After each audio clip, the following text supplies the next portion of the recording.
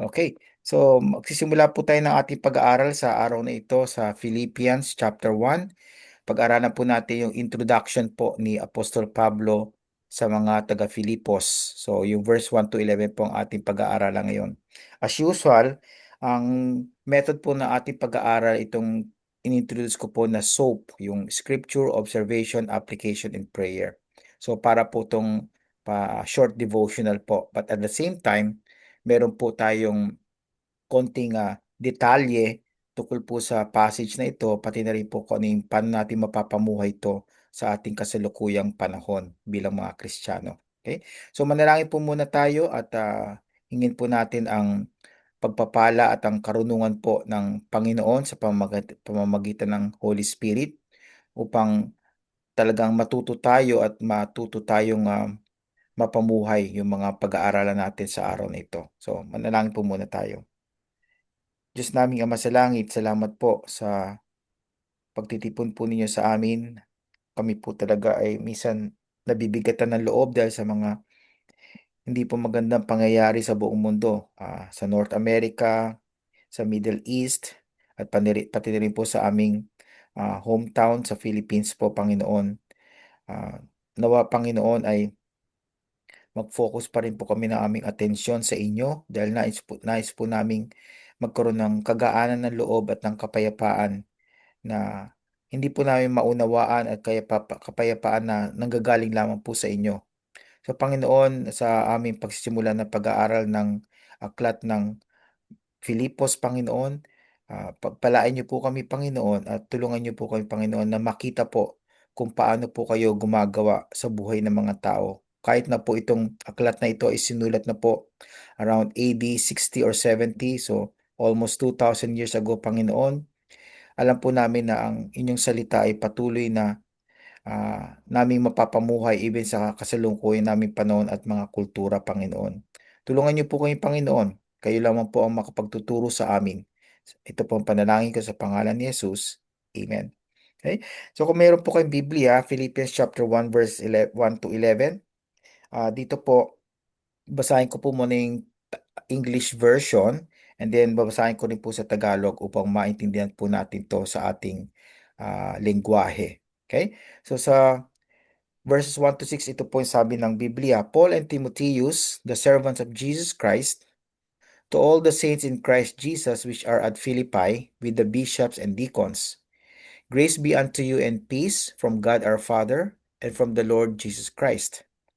I thank my God upon every remembrance of you, always in every prayer of mine for you all, making requests with joy, for your fellowship in the gospel from the first day until now, being confident of this very thing, that he which has begun a good work in you will perform it until the day of Jesus Christ. Then 7, even as it is meet for me to think this of you all, because I have you in my heart, inasmuch as both in my bonds and in the defense and confirmation of the gospel, ye all are partakers of my grace. 8, for God is my record, how greatly I long after you, all in the bowels of Jesus Christ. And this I pray, so ito na po yung prayer ni Paul para po sa mga taga-Filipos, I pray that your love may abound yet more and more in knowledge and in all judgment, that ye may approve things that are excellent, that ye may be sincere and without offense till the day of Christ, being filled with the fruits of righteousness, which are by Jesus Christ unto the glory and praise of God. Basahin ko naman po sa Tagalog. Ito po yung Tagalog version. Si Pablo at si Timoteo na mga alipin ni Kristo Jesus sa lahat ng mga banal kay Kristo Jesus na nasa Filipos, kasama ang obispo at ang mga diakono. Sumainyo nawa ang biyaya at kapayapaang mula sa Diyos na ating Ama at sa Panginoong Hesukristo. Ako'y nagpapasalamat sa aking Diyos tuwing kayo'y aking naaalala, na laging nananalangin may kagalakan sa bawat panalangin ko para sa inyong lahat. Dahil sa inyong pakikibahagi sa pagpapalaganap ng Ebanghelyo mula ng unang araw hanggang ngayon. Ako'y panatag sa bagay na ito, na ang nagpasimula sa inyo ng mabuting gawa ay siyang magtatapos nito hanggang sa araw ni Kristo. Matuwid na aking isipin ang gayon tungkol sa inyong lahat, sapagkat kayo'y nasa aking puso. Yamang kayong lahat ay kabahagi ko sa biyaya, sa aking mga tanikala, at sa pagtatanggol at pagpapatunay sa Ebanghelyo. Verse 8, sapagkat saksi ko ang Diyos kung gaano ang pananabik ko sa inyong lahat sa pagmamahal ni Kristo Jesus. Idinadalangin ko na ang inyong pag-ibig ay lalo pang sumagana sa kaalaman at sa lahat ng pangunawa. Verse 10, upang inyong makilala ang mga bagay na magaling at kayo'y maging mga tapat at walang kapintasan hanggang sa araw ni Kristo.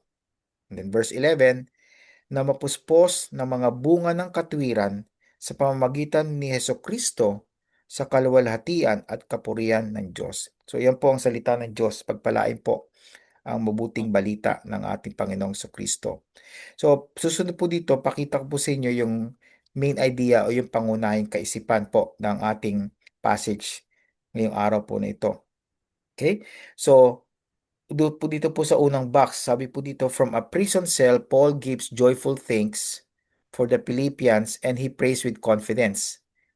The God who began a good work in them will complete it as their love grows in knowledge and bears fruit unto the glory and praise of God. So makita po natin dito itong verse 1 to 11, meron pong apat na topic or theme, no?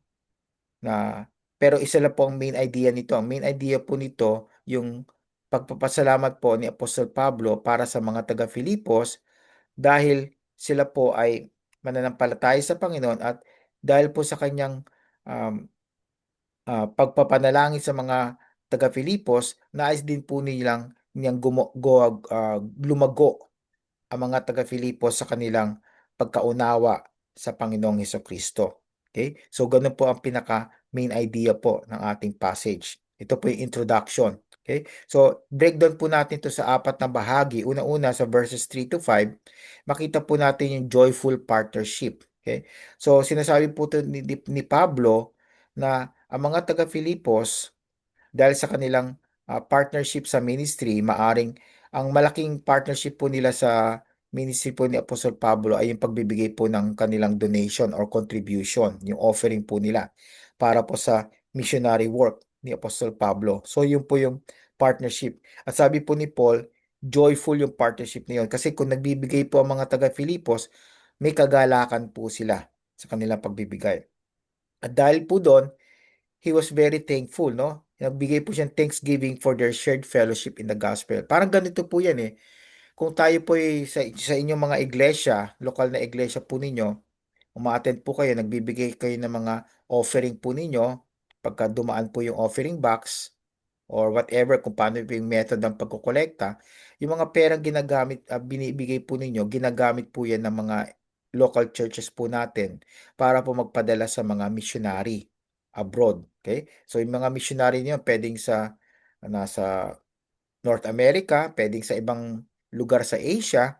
So ginagamit po 'yon dahil sa iba't ibang lugar po sa buong mundo, lalo na po sa China din po, marami po mga missionaries at yung kung tayo po ay nagbibigay kahit na hindi po tayo directly nagiging missionaries sa mga iba't ibang bansa, nagiging partners po tayo. So, kumbaga sa ano, nagko-contribute tayo sa ministry kahit hindi po tayo directly ang gumagawa ng mga ministry na 'yon. So, nakakatuwa po 'no, 'pag tayo nagbibigay ng gano'n. Kung di po natin kayang maging missionary, hindi tayo tinawag ng Panginoon, maaaring tayo tinawag ng Panginoon na magbigay para po sa missions work. Okay? So yun po yung sinasabi ni Pablo sa verses 3 to 5. Sa verse 6, sinabi po niya dito, a good work began. Yung good work na sinimulan po ng ating Panginoong Diyos sa buhay po natin, yung salvation po natin, kaligtasan ng ating kaluluwa, magpapatuloy po yon hanggang sa tayo po pumanaw dito o hanggang sa pagdating po ni Kristo Jesus para po tayo ay kuhanin po niya at dalhin po sa langit. So, pinakita po dito ni Pablo yung confidence po niya that God will finish what He started. Yun po isang maganda po sa ating Panginoong Diyos, no? Lahat po ng sinimulan niya, tinatapos. Tayo po minsan, di po ba, evaluate niyo po yung sarili niyo. Minsan, napaka-excited natin pagka nagsisimula tayo ng mga gawain natin. Ano mo yung activity niyan? Whether spiritual or anything else, napaka-excited tayo sa simula kasi nandun po yung ano, yung delight natin, nandun po yung kagalakan natin na gawin natin. Pero minsan sa kalagitnaan po nung ating ginagawa o kaya halos matatapos na tayo, nag-give up tayo, no? Hindi natin natatapos most of the time. Pero ang Panginoon Diyos po, ano yung sinimulan niya, tinatapos po niya. Kaya nakita po natin ang Biblia po. From Genesis, sinimulan po niya yung paggawa ng langit at ng lupa, ng mundong ito. Kita po natin sa chapter 22, ni-recreate po niya.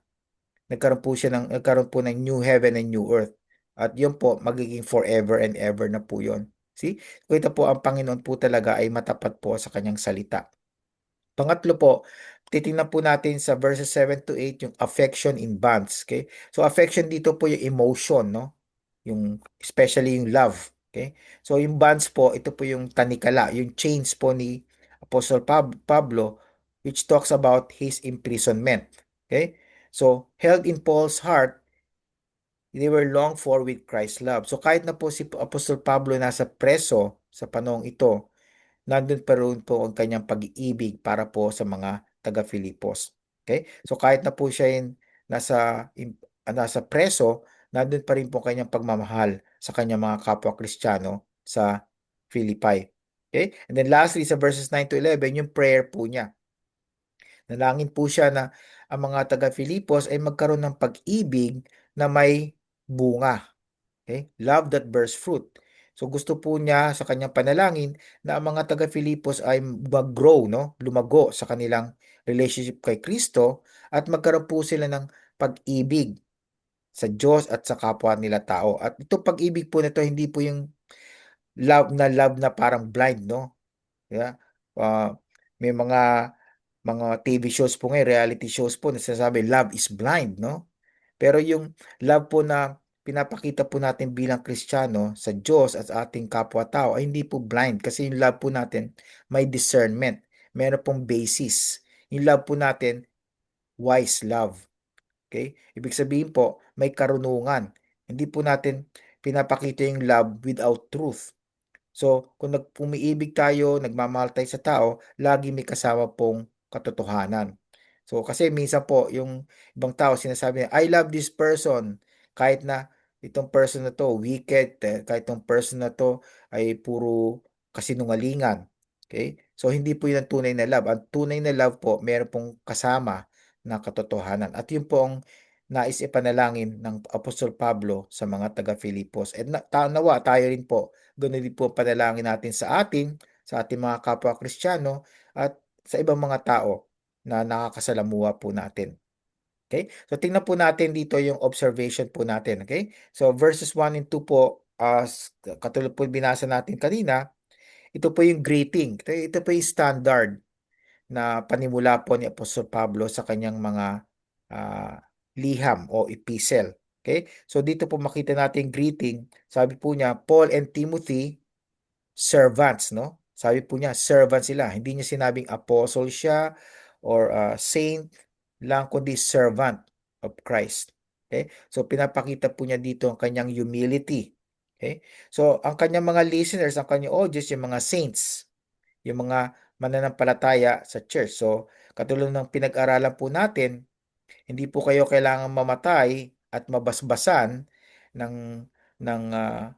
papa, ng popo ng Catholic Church para kayo maging santo. Kung kayo po'y mananampalataya sa Panginoong Kristo, kayo'y buhay pa, tawag po sa inyo ng Biblia at ng Panginoong Diyos ay santo, holy. Holy po tayo. Not because of our own character, but because of Jesus Christ who lives in each one of us. Kaya tayo tinatawag na saints. Okay? Pangalawa po, sumulat din po siya sa mga bishops. Itong bishops, ito po yung equivalent na pastors po natin o yung sa ibang translation, overseers. Okay? Ito po yung mga pastors or sometimes elders. Okay?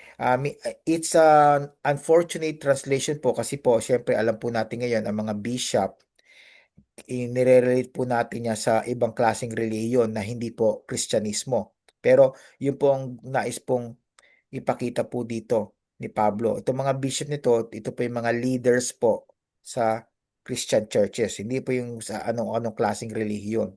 Okay? Pangatlo, yung mga deacons, no, diakono. Sa mga diakono, ito po yung mga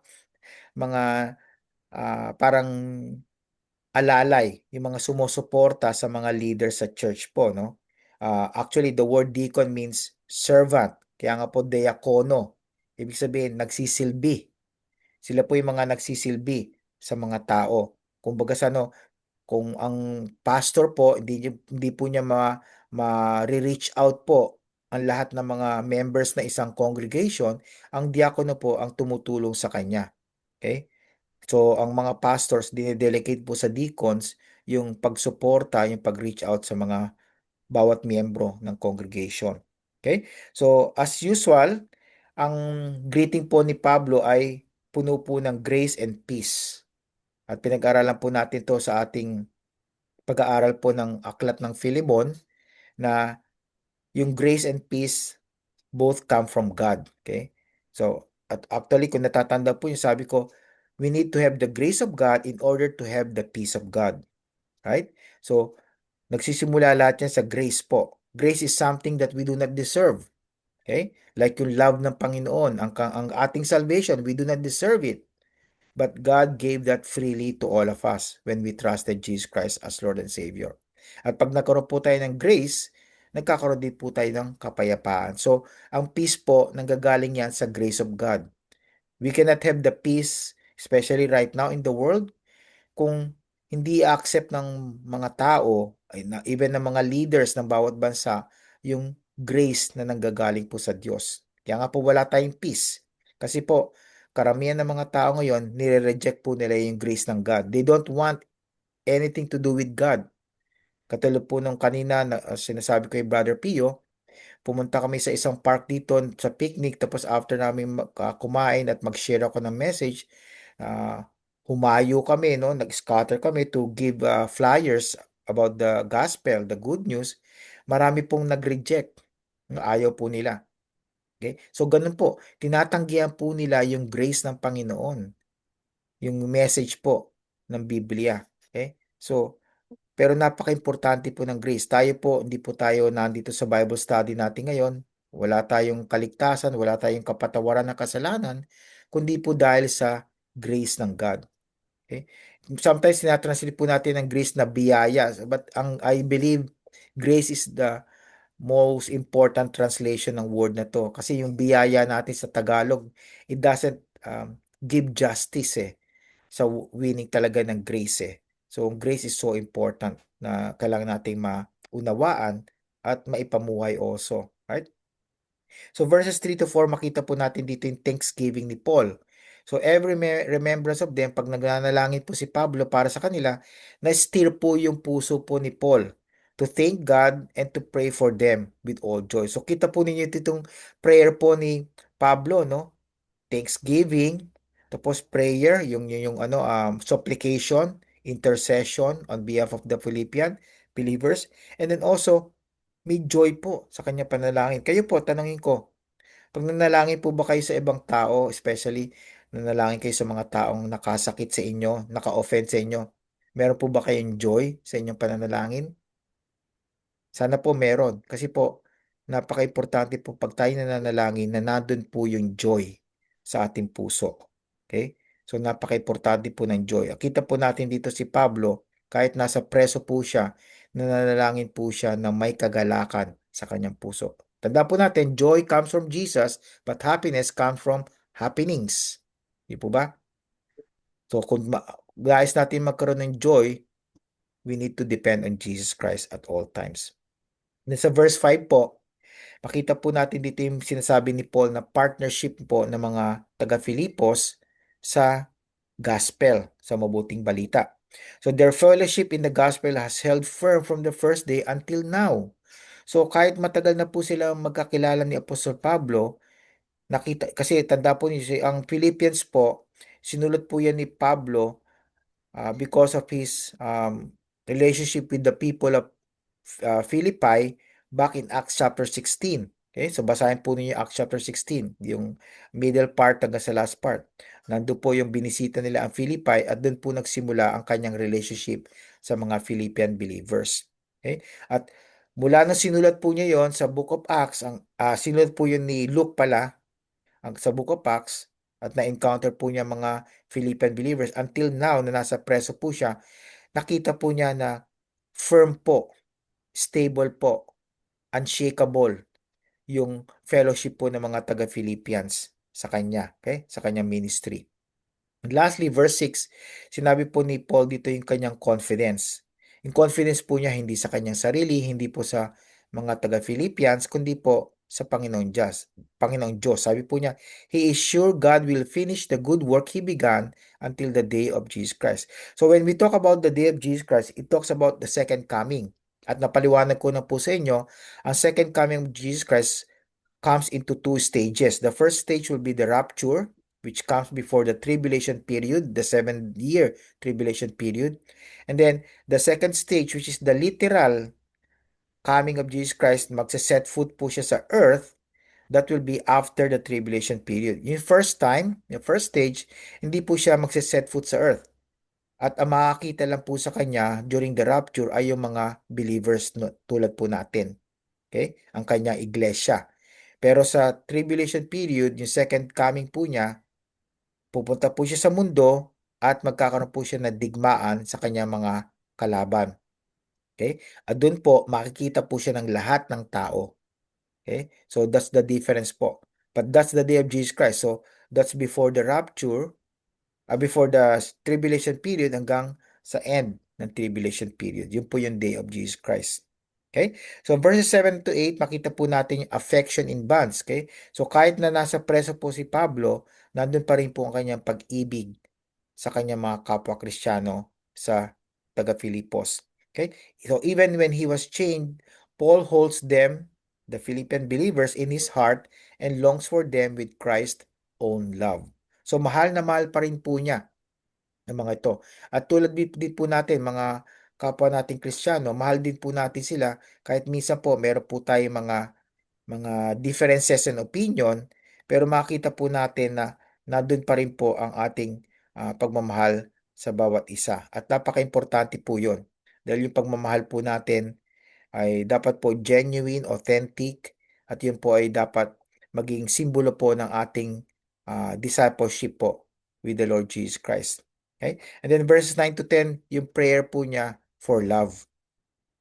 So, Paul asked their love abound in knowledge and discernment, approving what is excellent and sincere. Okay? Katulad po na sabi ko kanina, yung love po ni Apostol Pablo at yung kanyang pinapanalangin para po sa mga taga-Filipos, hindi po yung love na walang katotohanan. Ito po yung love na to based on knowledge and discernment. So, hindi po porke sabihin natin na mahal natin ang isang tao o mahal natin ang isang grupo, ay ini-ignore na po natin yung mga maling ginagawa nila. Okay? Dahil ang tunay na pagmamahal ay meron pong karunungan at meron pong discernment. Alam po natin na kung tunay nating mahal ang isang tao, kailangan sabihin po natin ang katotohanan din sa kanila. Kung sila po ay nagkakamali, kailangan i-correct po natin sila. So, ganun po ang pagmamahal na nais po niya.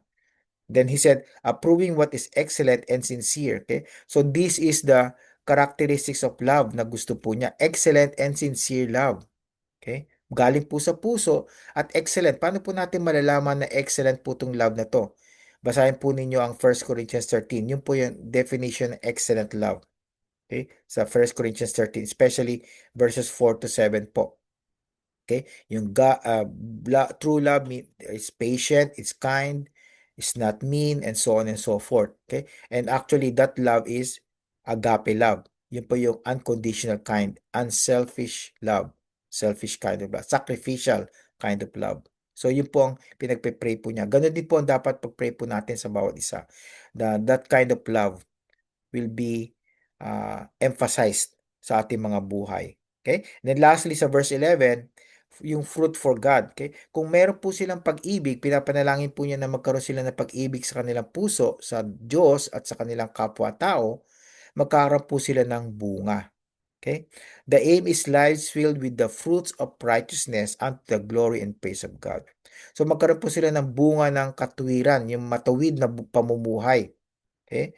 Matuwid na pamumuhay, ibig sabihin yung pananalita nila, pag-iisip nila, ang kanilang pagsasagawa ng mga bagay-bagay sa trabaho man, sa eskwela, o sa man lugar, ay talagang kapuri-puri sa mata ng Panginoon. So, ganun po ang nais po niyang ipanalangin sa kanyang mga kapwa Kristiyano. At ganun din po dapat tayo kung mananalangin po tayo sa ating mga kapwa Kristiyano. So, ano po natin, paano po natin mapapamuhay ang mga bagay nito? Okay? So, punta po tayo sa application po. Una-una, give thanks for the people God has joined to your life, remembering them in prayer with joy. Okay? So, isipin po ninyo sa ngayon, no? Kayo po, mga kasama natin sa grupo o yung mga makikinig o manonood po nitong recording po nito later on, as isipin po niyo kung sino yung mga tao na dinala po ng Panginoon sa inyo, especially yung mga kapwa Kristiyano na dinala po ng Panginoon sa inyo, na maaring nag-i-encouragement po sa inyo o maaring yung tao na yon siya po ang nagdala sa inyo sa Panginoon at dahil po sa kanya nakilala po nyo ang ating tagapagligtas na si Kristo. So, panalangin niyo po sila at pasalamatan niyo po sila sa Panginoon muna at sila mismo, kundi pa po ninyo sila napapasalamatan. Okay? At pag nanalangin po kayo sa kanila, be excited po, no? Pakita niyo po talaga sa Panginoon yung joy po ninyo. Dahil alam po ninyo, iba talaga kung yung may mga tao na nagdala sa atin. Naalala ko po, ako po, back in 1997, okay? Ano po ako, ah, ah, very satisfied ako sa buhay ko, pero there's no peace in my life. Okay? So someone invited me to a church back December po yun, 1997. At doon po ako nakakilala sa Panginoon. Okay? So talagang forever akong nagpapasalamat sa tao niyan because of her. Nandito na po ako ngayon. Hindi ko nga maisip na ako po'y magiging pastor po na isang church. Okay? Before, doctor po ako. Tapos, very content ako sa buhay ko, at least on my part. Pero dinala po ako ng Panginoon dito sa Canada at ginawa po niya akong under shepherd po ng kanyang iglesia, lokal na iglesia dito. So pasalamatan po natin at mamaya po sa ating discussion, I want you also to think about that person na nagdala sa inyo sa Panginoon. Maaring hindi nyo masyadong kilala, maaring pastor o preacher na nagbigay sa inyo ng message of the gospel, then i-share po natin mamaya sa ating discussion. Okay? So yun ang una-una po. Pangalawa, rest in God's faithfulness. Trust that He will finish the good work He began in you. So wag po kayong ma-discourage kung kayo po hanggang sa ngayon ay hindi pa completely nagbabago sa inyong buhay. Pero at least kung make at least na konting katiting na nagbabago sa inyong buhay, pasalamatan po natin Panginoon. At wag tayong um, manghinawa. Patuloy po tayong magbasa ng Biblia, patuloy po tayong mag-attend ng Bible study, patuloy po tayong mag-attend sa ating mga services, sa ating mga local na iglesia, patuloy po tayong mag-attend sa iba't ibang mga fellowship po, kung saan po tayo nananambahan. Huwag po tayong manghinawa, magtiyaga po tayo dahil hindi po tayo magiging perpekto habang tayo po'y buhay dito sa lupa. Pabalik-balik po minsan okay pa yung buhay natin, spiritual na buhay, minsan hindi maganda, pero kapit lang po tayo sa Panginoon dahil ang Panginoon po ay matapat. Kahit po minsan tayo hindi matapat sa Kanya, lumilis siya tayo ng landas, no? Nagiging pasaway tayo, matigas ang ating ulo at ang ating puso. Hindi po nagbabago ang kanyang pagmamahal, hindi po nagbabago ang kanyang katapatan. So, yun po ang something na magiging cause po ng stability ng ating buhay. Yung po magiging cause para po tayo'y sumandig lalo sa Panginoon dahil siya po ang isang tao na hindi po nagbabago. Siya po isang tao na hindi magagalaw ng anumang mga sitwasyon sa buhay. Minsan tayo po nagpapanik tayo. Okay? Para si Pablo po, kung siya po ay nasa preso, kung tayo po siguro nasa preso, baka nagpapanik na tayo, nagko-complain na tayo. Lagi tayong iiyak rather than praying with joy. Di po ba? So magtiyaga lang po tayo at lagi tayong tumingin sa Panginoon dahil siya po ang tunay na matapat. This morning po, nagkaroon po kami ng picnic. Yung choir po namin, kumanta po sila ng beautiful hymn. Siguro narinig na po ninyo, sabi niyo, turn your eyes upon Jesus. Sabi po doon ng chorus, look full in His wonderful face. and the things of this earth shall grow strangely dim. Okay? So turn your eyes upon Jesus. Kung ano mo pong nararamdaman nyo, mga sakit-sakit sa katawan nyo, mga problema sa buhay ninyo, problema sa buong mundo, there's only one solution. Turn your eyes upon Jesus Christ. Number 3 po, ask for a love that keeps growing in wisdom and able to discern what truly matters.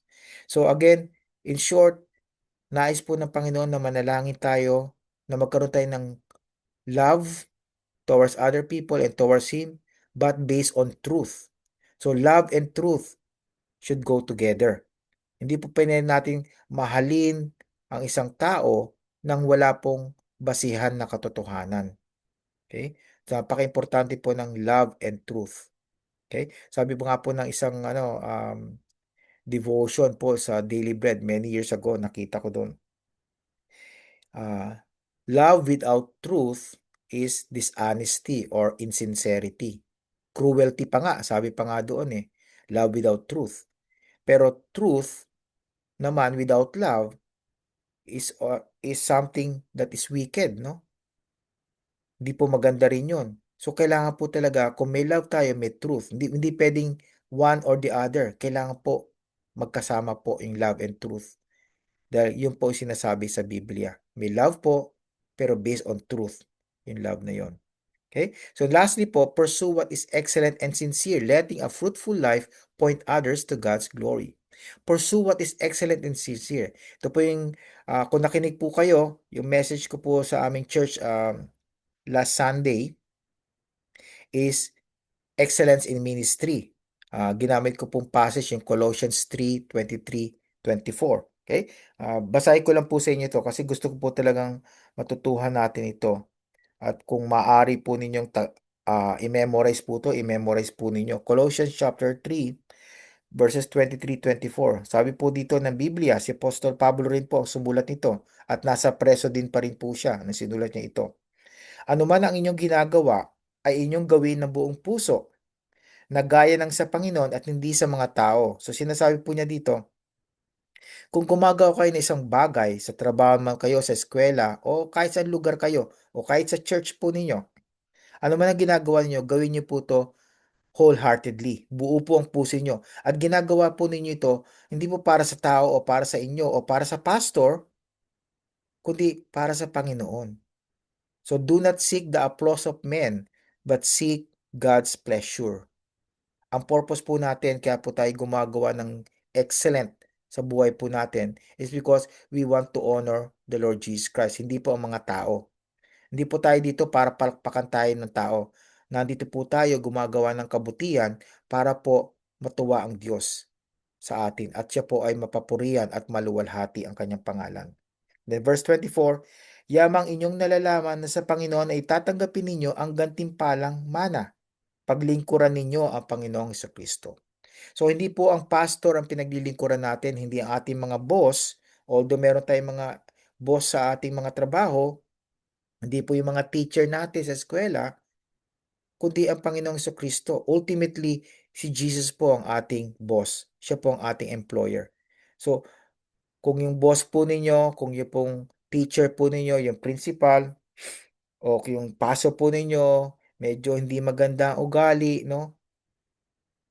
Tandaan po ninyo, hindi po nyo ginagawa ito para sa mga taong iyon. Ginagawa po ninyo ito para po sa ating Panginoon. So always pointing others to God's glory. Napaka-importante po yan. Hindi po natin pwedeng akuin sa sarili po natin ang mga bunga po ng ating spiritual na mga buhay. Lagi po natin i-point sa Panginoong Kristo. So, lastly po, ito po yung prayer na nais kong sa puso po natin. Father, thank you for every person you have joined to me in the gospel. I trust the good work you began in me, confident that you will carry it on to completion.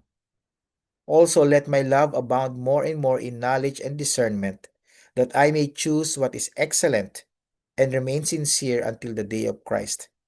Fill me with the fruits of righteousness for your glory and praise alone. In Jesus' name, Amen.